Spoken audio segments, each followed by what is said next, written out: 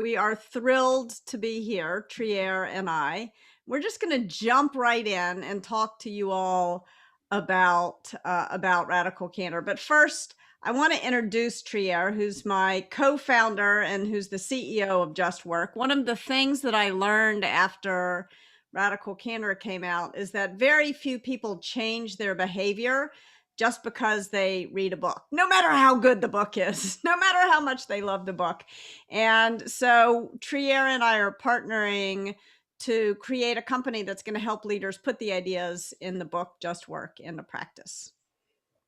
Yeah. So Trier Bryant, CEO and co-founder of Just Work, and you all know Kim Scott. So why are we here, right?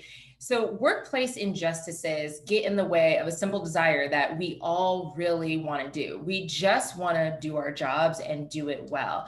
And these injustices can seem like an intractable issue, but they're not. And so what we're going to do today is we're going to talk about a simple framework. We all know that that's Kim's superpower, is giving us really practical and simple frameworks to add to our toolkit that break down the components of what happens in the workplace, the root causes of workplace injustice, and then using this framework of not only naming the problem, but also matching it to solutions so that we can all just work. So, if you write a book about feedback, you're going to get a lot of it. And I think Just Work really crystallized for me shortly after the idea, anyway, of it crystallized for me shortly after I had launched Radical Candor. And I was giving a workshop at a tech company in San Francisco, and the CEO of that company was a former colleague of mine and one of too few Black women CEOs in tech. And when I was finished with the workshop, she came up to me, she pulled me aside and she said, "I really like Radical Candor, care personally, challenge directly. It's going to help me build the kind of culture that I think will be successful here. But I got to tell you, Kim, it's much harder for me to put Radical Candor into practice than it is for you. And it's probably much harder for you than it is for your husband."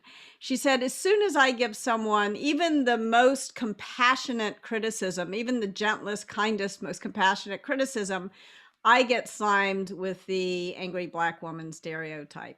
And I knew this was true. And my head kind of exploded because it made me have three realizations at the same time. The first was that I had not been the kind of colleague, the kind of upstander that I wanted to be for her, because I had never noticed. I had known her for the better part of a decade, and I realized all of a sudden I had never seen her seem even the tiniest bit annoyed. And believe me, she had what in that period of time to be pissed off about. And so I realized it had never occurred to me the kind of toll that must take on her and how much harder Radical Candor was for her. The second thing I realized was that, and this is hard for the author of Radical Candor to admit, but that I had been in denial my whole career about the things that were happening to me. So not only was I not recognizing the things that were happening to my colleague, I wasn't recognizing the things that were happening to me. And last but not least, it made me realize the number of times that as a leader, even when I was the CEO and founder of my own companies, I had failed to create the kind of work environment that was maximally productive and also fair, where everybody could just work. And so that is really what led me to think about what can we do to solve this problem. And I think that if we think about what just work is instead of what it isn't, it's what happens when we're able to collaborate and respect individuality at the same time. I love a good 2x2. Now, what is it that moves us in the wrong direction on either of these two dimensions? Very few leaders in fact, no leaders I've ever talked to have said, I want to create the kind of environment where I can coerce everyone. We know that we get better work and more innovation when we create organizations that optimize for collaboration rather than coercion. I've also never met a single leader who says, I want to create an organization that demands conformity. I want everyone to wear the same shirt and to march in lockstep. Like, we know that's not going to create good results or produce innovation. And yet, too often, that is exactly what happens. So what gets in the way? So what we discuss is the root causes of workplace injustice. And so while Kim does love a good 2 by 2, the main framework that we really want to focus on here is this 3 by 2. And so the root causes of injustice we name as bias, prejudice, and bullying. So far too often, we try to lump these different attitudes and behaviors together as if they're the same, but they're really not. And so, what are some very simple definitions to really differentiate between them? So, bias is not meaning it, prejudice is meaning it, and bullying is just being mean. Now, we'll talk about bullying later, but I do want to pause here and say that this was really my aha moment in the book, right? For those of you who know me and we've worked together, if you would have ever said, Trier, have you ever been bullied in your career? I'd be like, no, I have not been bullied in my career. Have you met me? Like, if you come for me, I'm going to come right back for you. And then you really just have a simple definition of like being mean. And we all can probably take our workplace experiences and say, I've experienced all these things, right? And maybe even going as far as the person being harmed or potentially the person who has caused the harm as well. But what's interesting is that I had never stuck up for myself. I never, addressed it because I couldn't name it as bullying. And so, as Kimberly Crenshaw says, right, you have to name it in order to solve for it. And so, step one of where we need to start is how do you name these workplace injustices and the root causes of it so that we can identify the solutions and then what to do to prevent them and to stop this from happening in our organizations. So, like pretty much any person who's underrepresented along one or more dimensions, I experienced bias on the very first day, my very first internship of my career. It's 1989. I'm working at this bank in Memphis, and you got to picture me. I've got my shoulder pads on, I got my wings going, and I'm standing by the elevator. And an executive from the bank walks up to me, and he says to me, what's your role here? And I explained that I was part of the summer internship program, and he kind of cocks his head and he says, oh, I didn't know they let us hire pretty girls. And I had no idea. It was a gobsmacked moment. I had no idea how to respond. And I knew in the moment that there was no prejudice. He didn't mean what he said. In fact, he had started this summer internship program specifically to hire more women at the bank. So it wasn't prejudice. And this guy was not a jerk. He was not an asshole. He wasn't just trying to be mean to me. He wasn't trying to give me a hard time. So it was really bias. But even so, it's hard to know how to respond to such a thing, especially early in your career. But fast forward 30 years, I'm now the author of Radical Candor, and I'm writing this new book, and I'm trying to think what I should have said to him. And I still can't think of what I should have said. It's really hard in these moments to know what and how the hell to respond. And so I put it out there on social media, and I said, here's what happened. What should I have said? And a lot of people wrote in with some kind of funny, although not that helpful responses. My father read it and said, you should have told him to eat shit and die. Like, probably not, probably not the best response, but I appreciated the support from dear old dad. A man who I'm on a board of directors with, who's probably about the same age as that guy at the bank, pulled me aside after a board meeting, and he said, I'm so glad that you told that story, Kim, because I realized when I read it that I've done the same thing to women throughout my career, and I had no idea how my words were landing for them. And so thank you. I'm not going to do that again." And he said, I'll tell you about what you could have said that would have stopped me in my tracks. He said, if you had said to me, I don't think I can work here at this bank. And in fact, I'm not even sure I can work in my hometown because I don't think you're going to take me seriously when you refer to me as pretty girl. He said, it would have broken my heart, frankly, because the whole point of this was to attract and retain people in the city and bring people who were going off to college back to work at this bank. And so, of course, that was what I should have said. But I learned a lot of important things, I think, from that moment. One is that we all have so much dread around these moments and pointing this stuff out. But often when we do it, it improved my relationship with this guy I was on the board with. It helped me it helped me know what to do next. So I really encourage people to approach these conversations kind of like feedback conversations with less dread. But It shouldn't have all been on my shoulders to figure out what to do. So what could have the leadership of that bank done so Yeah. that So, what can the organization to do in these moments, and not even necessarily to prevent the moment from happening, because that's where unconscious bias training comes, and that's where a lot of people point to that. But actually, research shows that unconscious bias training without telling people how to actually change their behaviors and their patterns of thought can be counterproductive, right? And so, what we really encourage folks to do is to think about what is the shared vocabulary and a shared norm that you can have within an organization, so that when people find themselves in these situations, they know how to respond, they know how to intervene, they know how to step up. So what we call those are bias interrupters. So bias interrupters could be something as an organization says, hey, when you notice bias, call it out, right? Let's call it out right when it happens. And so maybe we have a phrase or a word that your team or organization uses. Say, hey, yo, bias alert.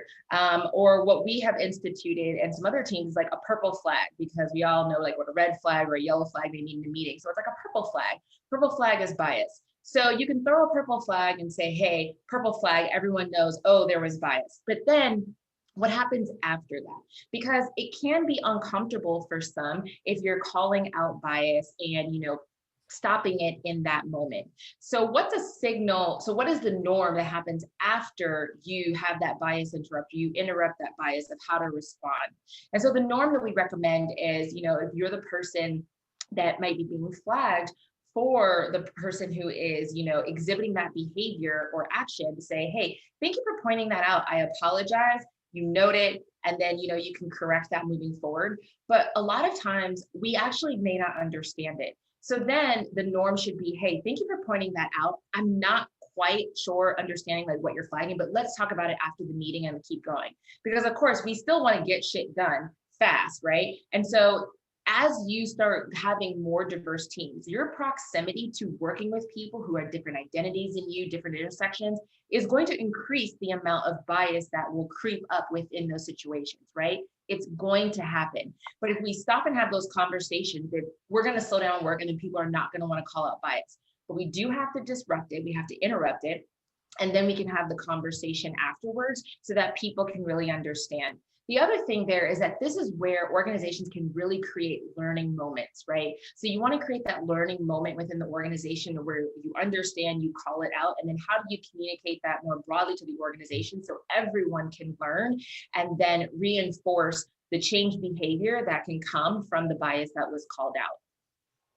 So, as you can imagine, the executives at the bank in 1989 in Memphis, Tennessee, hadn't instituted a system of bias interrupters. So, what could I have said? I got this advice, but how do we think about how to respond?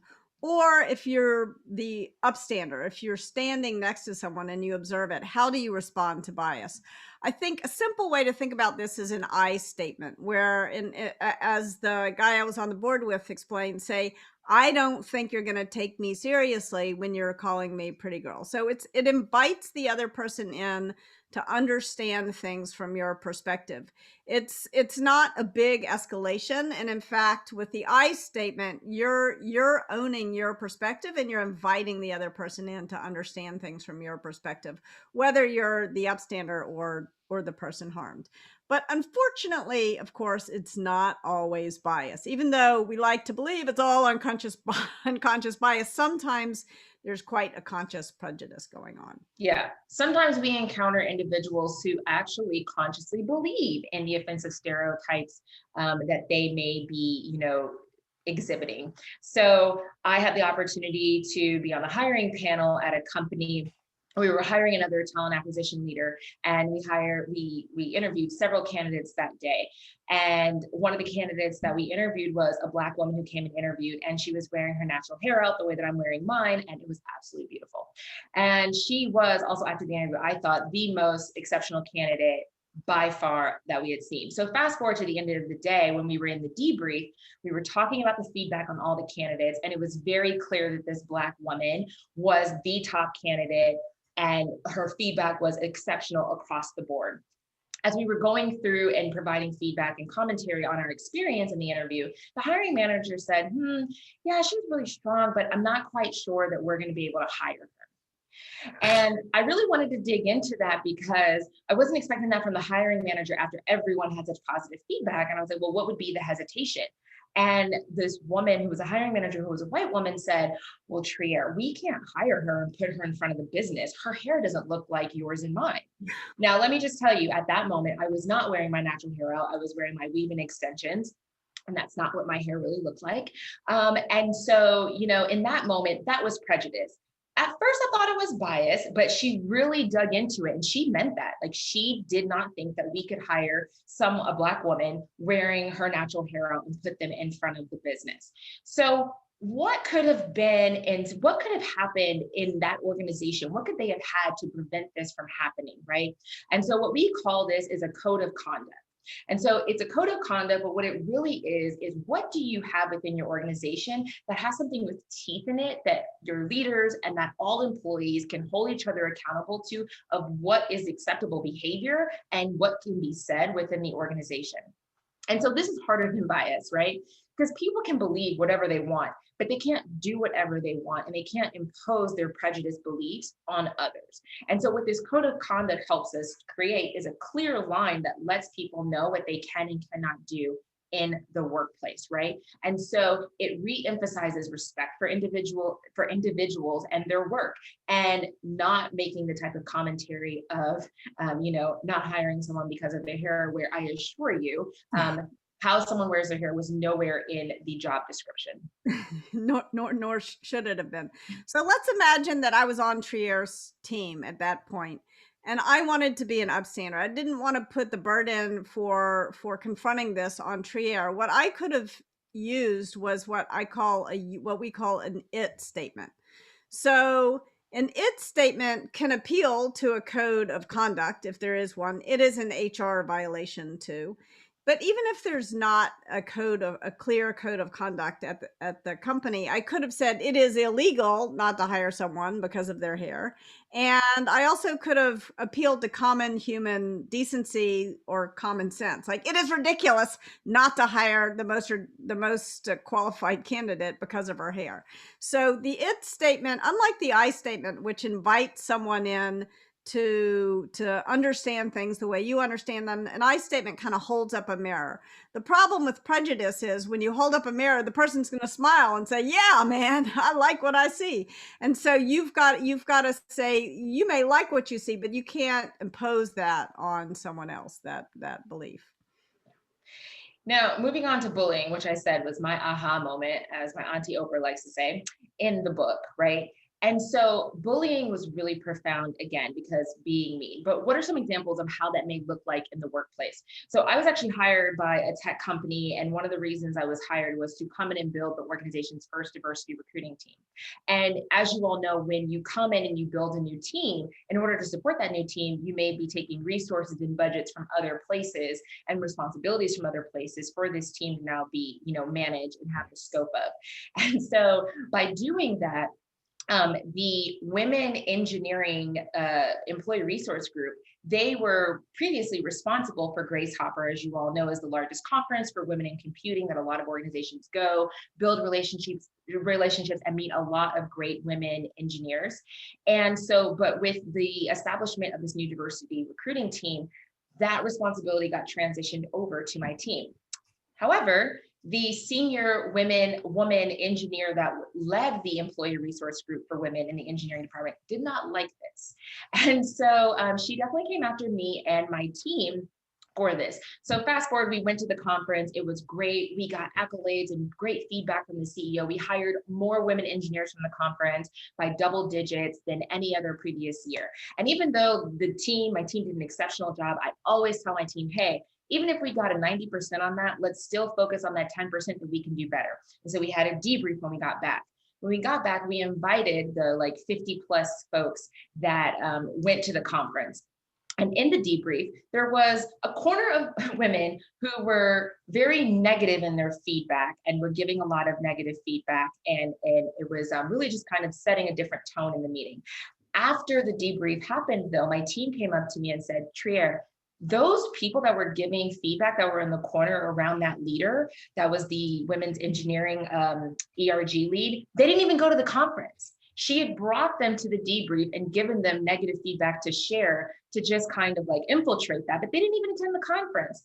And then following that, there was a lot of effort to pull the budget, pull the responsibility, and again, just being mean in the interactions with this leader and myself and the team.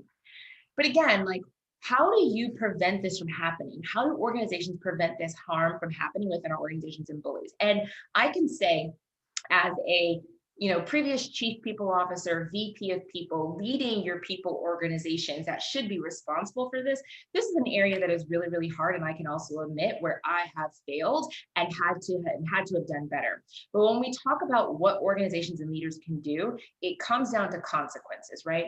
Bullying only works for the bully, but we need consequences to shut them down. And there's 3 types of consequences that we talk about: conversational consequences, compensation consequences, and career consequences. So conversational consequences are, how do you remove the platform that that bully has so that they can no longer bully, right? Don't give them a platform to continue to cause harm to other folks in your organization. Compensation is, why are we giving bonuses, giving additional base compensation or whatever compensation that we're giving to the person that's causing harm and bullying in our organization? And the final one is career.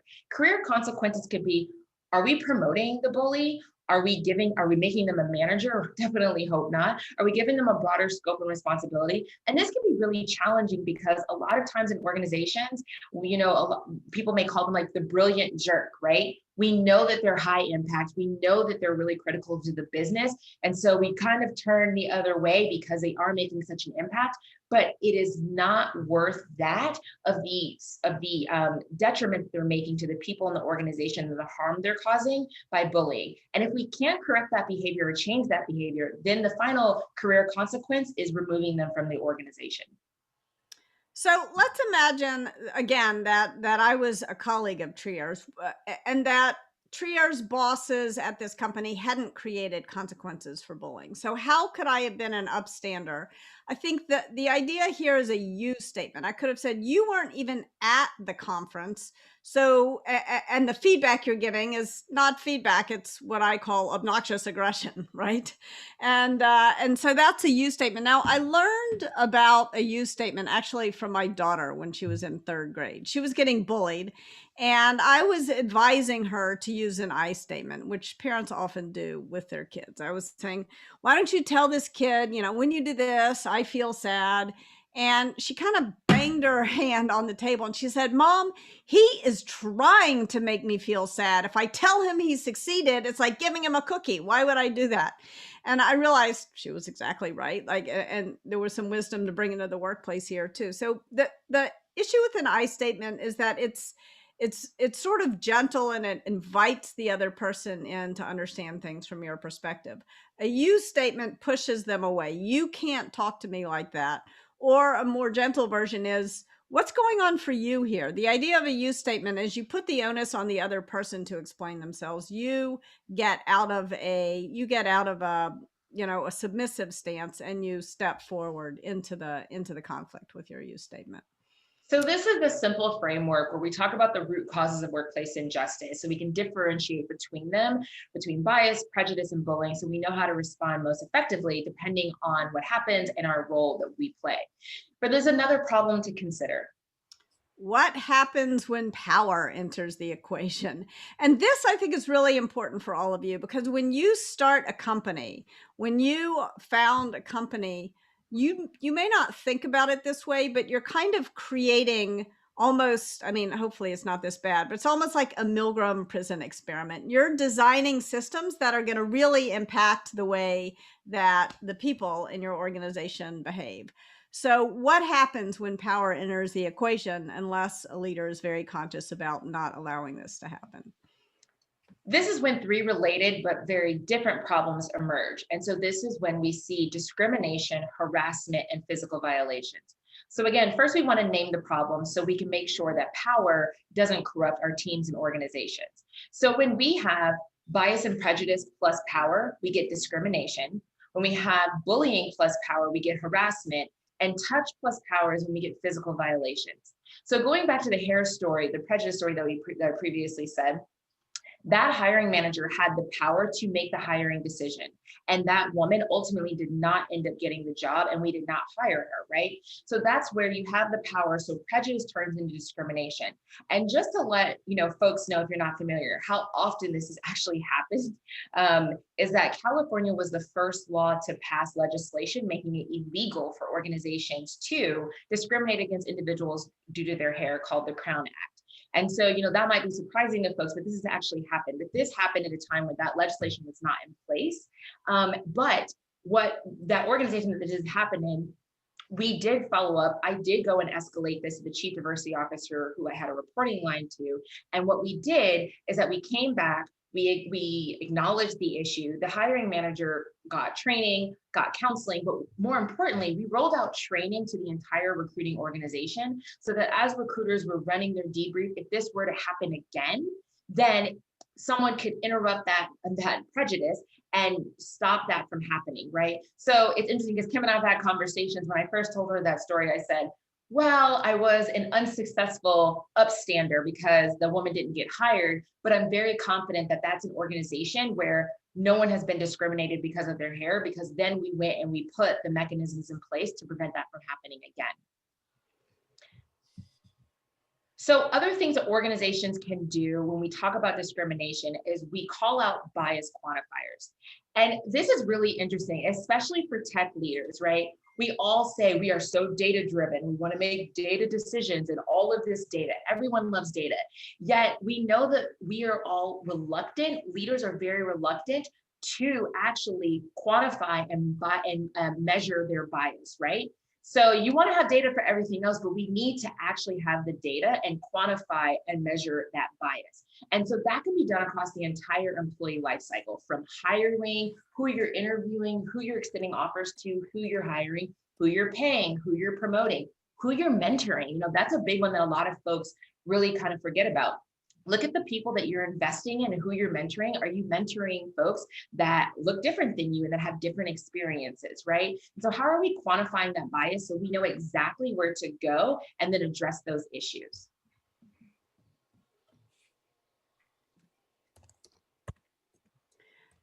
So harassment looks very different from discrimination. So I think if we go back to Trier's story about the woman who was bullying her, let's understand why that actually became. It wasn't obviously sexual harassment, but why bullying plus power leads to harassment.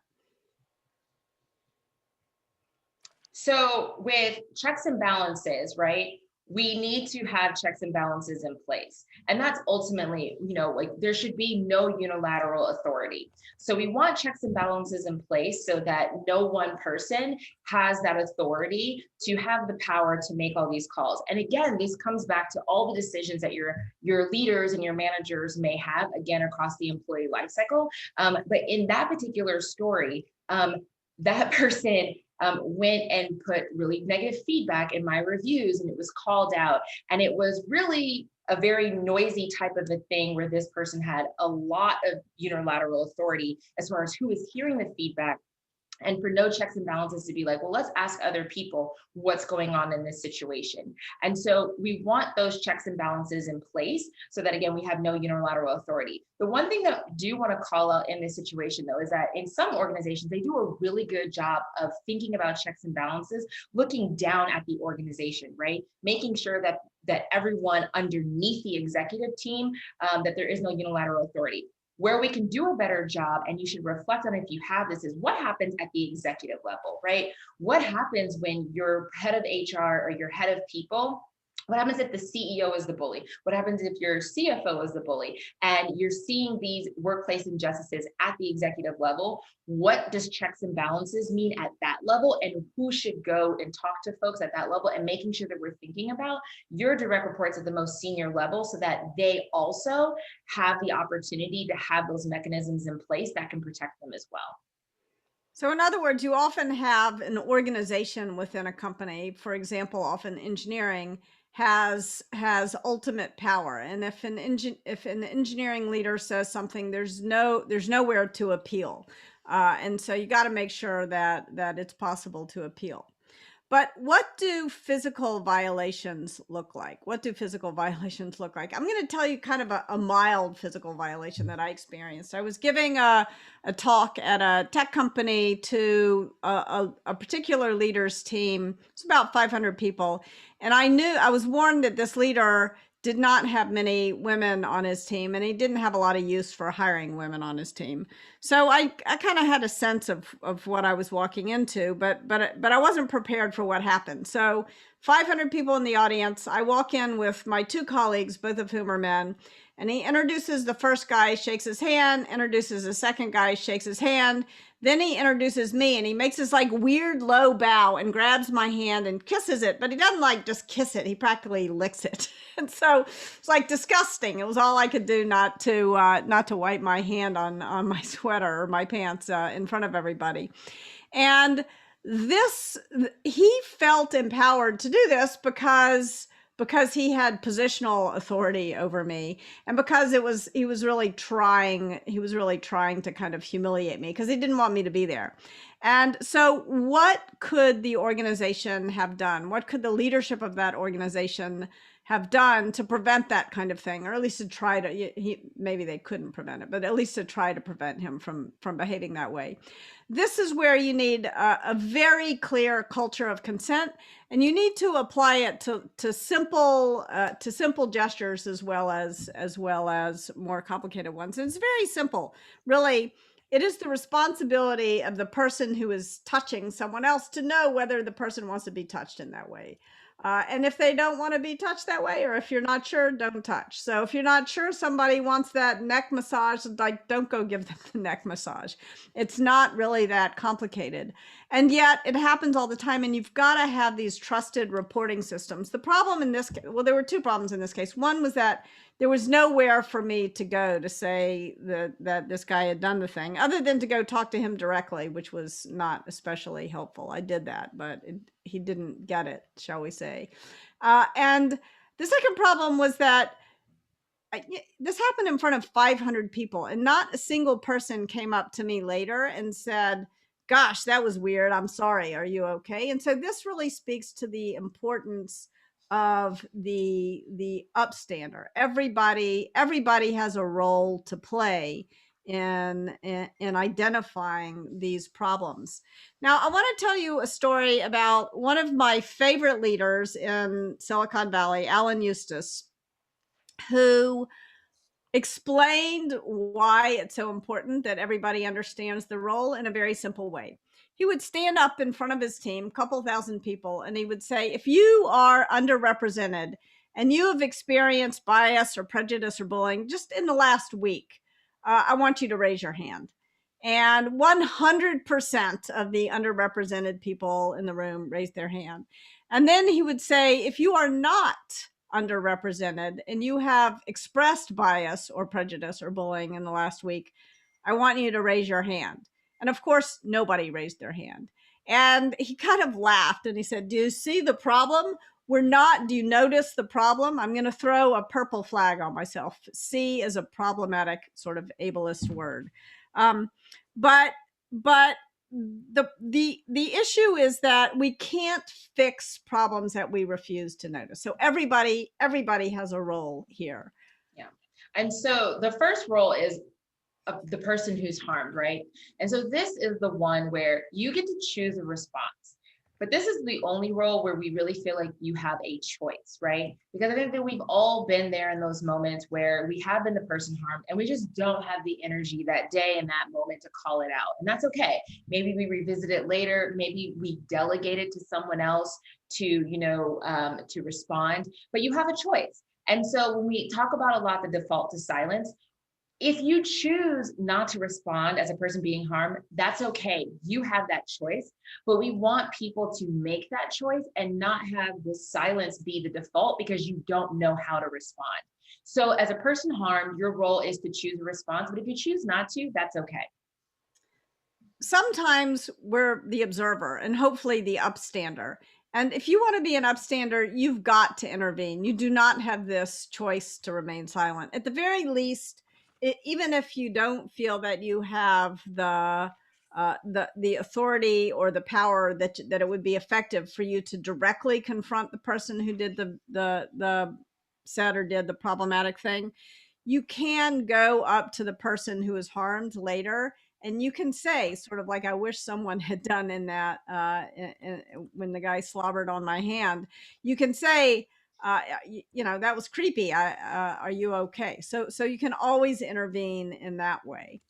Now, other times, we all play the role of people who cause harm. We all say biased things.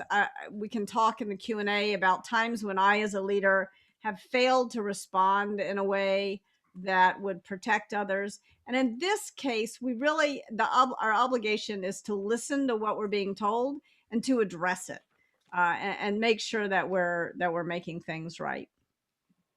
And then the final role are leaders, right? And so all of you are leaders within your organization, and your role, again, not a choice, is to prevent. So, what are you thinking about the initiatives, the mechanisms, the protocols, and the strategies that you can put into place to prevent these workplace injustices from occurring? But if they do, then how do you respond to prevent them from happening again, right? How do you disrupt and intervene and stop that from happening in the future? And so these are the roles. So, whatever role that you may find yourself in, and look, in a day's time, we could go and play all of these roles, right? It's not like it's just over your whole experience. Day to day, you will find yourself in each of these roles. But the big thing that we want to leave you with is not to default to silence. Let's end the default to silence when it comes to workplace injustice so that we can name the problems, call them out, change these behaviors and attitudes so that we can all just work and create the work environments that optimize for everyone to do their best work in our organizations. And again, these conversations are things we can approach with excitement and optimism that we can make things better. So let's in the default to silence and in the dread that too many of us have around these conversations.